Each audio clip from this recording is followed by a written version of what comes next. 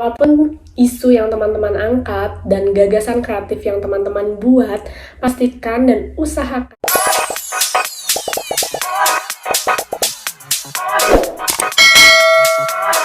Assalamualaikum warahmatullahi wabarakatuh. Selamat datang di Rani Budianti YouTube channel. Aku adalah seorang PNS nutrisionis yang alhamdulillah sudah 100% di tahun 2021. Nah, kali ini aku mau sharing tentang cara membuat judul rancangan aktualisasi.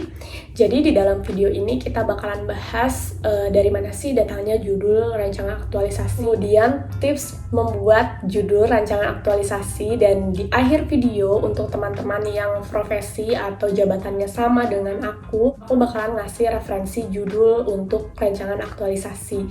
Jadi simak sampai akhir ya. Buat teman-teman yang belum subscribe, jangan lupa subscribe channel ini ya.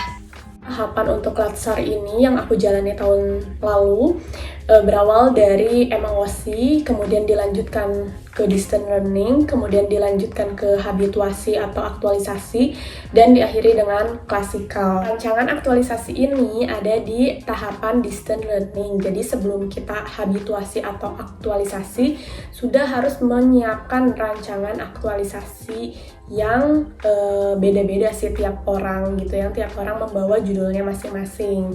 Berbeda dengan teman-teman yang latsarnya sudah dari awal di lembaga pelatihan, berarti teman-teman setidaknya sudah harus membawa judul kasar untuk dijadikan rancangan aktualisasi, karena biasanya 3 minggu setelah dari lembaga pelatihan itu langsung aktualisasi. Kalau yang menjalani 4 tahapan seperti yang aku jalani tahun lalu, itu ke lembaga pelatihannya hanya pada saat tahapan klasikal. Jadi mempresentasikan aktualisasinya secara langsung. Nah, aktualisasi sendiri adalah proses mengimplementasikan, merealisasikan, mengaktualkan substansi dari nilai-nilai dasar PNS yang tahun lalu itu masih aneka, yang sekarang sudah beralih ke berakhlak, yang dihubungkan dalam pelaksanaan tugas sehari-hari sesuai dengan tusi dan jabatannya. Nah, untuk mengawali penyusunan rancangan aktualisasi ini, teman-teman setidaknya harus sudah mempunyai 3 isu. Isu ini adalah hal-hal yang sedang hangat dibicarakan atau suatu kesenjangan, atau bisa juga disebut masalah. Isu ini datangnya dari mana sih? Ini bisa berasal dari individu, bisa dari unit kerja, ataupun bisa dari organisasi. Yang ruang lingkupnya ini berasal dari tusi jabatan, tusi unit kerja, ataupun tusi organisasi. Saat mengidentifikasi ketiga isu ini, teman-teman butuh sikap peduli dan lebih kritis terhadap apa yang sedang dijalani, mungkin pada tusi yang teman-teman pegang dan unit kerja. Nanti ketiga isu ini direfleksikan ke dalam manajemen ASN, wall of government, dan pelayanan publik. Nah, kemudian ketiga isu tersebut dideskripsikan dengan menyertakan data atau faktanya, dampaknya, penyebabnya, kemudian keterkaitan dengan manajemen ASN, WOG, dan pelayanan publik. Kemudian kerucutkan menjadi satu isu dengan teknik APKL ataupun USG yang bakalan teman-teman pelajari nanti ketika distant learning ataupun ketika sudah saatnya ya. Dan yang gak kalah penting dari pengerucutan isu ini atau isu mana yang harus diambil ini adalah persetujuan dari mentor. Mentor di sini adalah kepala unit kerja ataupun yang mewakili. Kemudian setelah mendapat persetujuan mentor melalui konsultasi ketiga isu tersebut, teman-teman membuat rumusan masalah dari satu isu yang sudah diambil. Dalami isu tersebut dengan misalnya teknik fishbone. Kemudian teman-teman membuat gagasan kreatif. Nah, gagasan kreatif inilah yang biasa menjadi judul rancangan aktualisasi. Gagasan kreatif ini diwujudkan dalam suatu kegiatan yang kemudian diuraikan menjadi langkah-langkah kegiatan. Contohnya kurang lebih seperti inilah ya. Dan dari setiap kegiatan harus ada hasil atau outputnya. Jadi yang dilakukan itu menghasilkan apa sih? Nah, itu menjadi bukti belajar teman-teman selama aktualisasi. Kegiatan yang teman-teman lakukan harus dikaitkan dengan core value PNS. Dan aktualisasi ini pada akhirnya harus memberikan kontribusi atau pencapaian terhadap tusi, visi, misi, dan tujuan dari organisasi ataupun unit kerja teman-teman. Tips dari aku yang tahun lalu sudah menjalani Latsar. Yang pertama, kurangi ambisi untuk membuat inovasi yang benar-benar belum ada di Indonesia.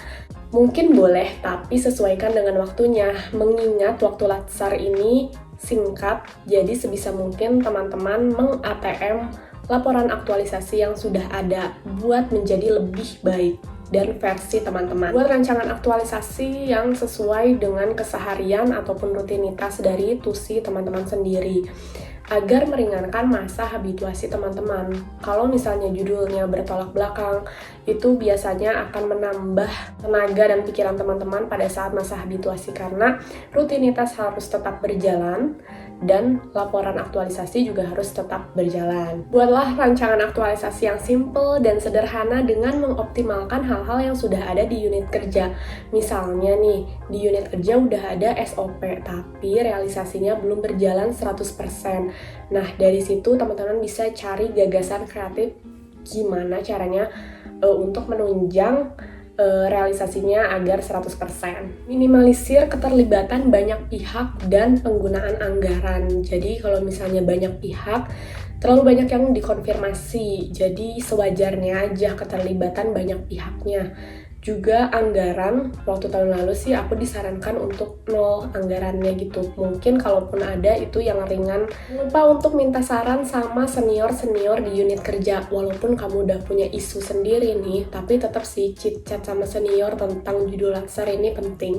Nah, judul yang teman-teman buat bisa dipadukan dengan tren masa kini.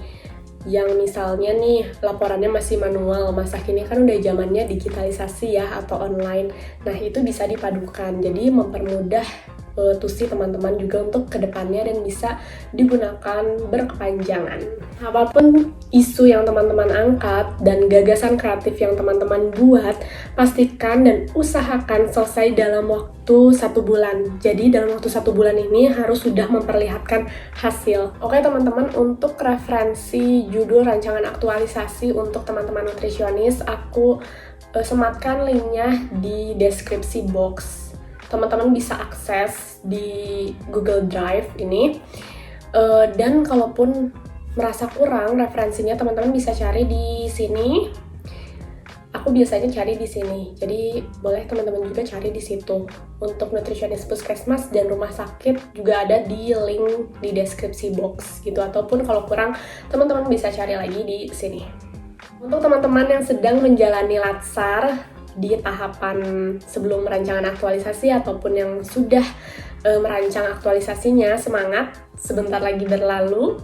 Dan untuk teman-teman yang belum memulai Latsar, bisa dipersiapkan atau dibayangkan dari sekarang kira-kira isu apa yang akan diangkat yang memungkinkan dan memudahkan teman-teman. Coba ceritain di kolom komentar kendala teman-teman dalam membuat judul rancangan aktualisasi ataupun saat pelaksanaan aktualisasi. Mungkin aku bisa bantu. Sekian video kali ini, terima kasih sudah menonton hingga akhir. Jangan lupa subscribe, like, komen, dan share video ini ke teman-teman yang mau Latsar ya. Follow juga Instagramku. Wassalamualaikum warahmatullahi wabarakatuh. Bye-bye.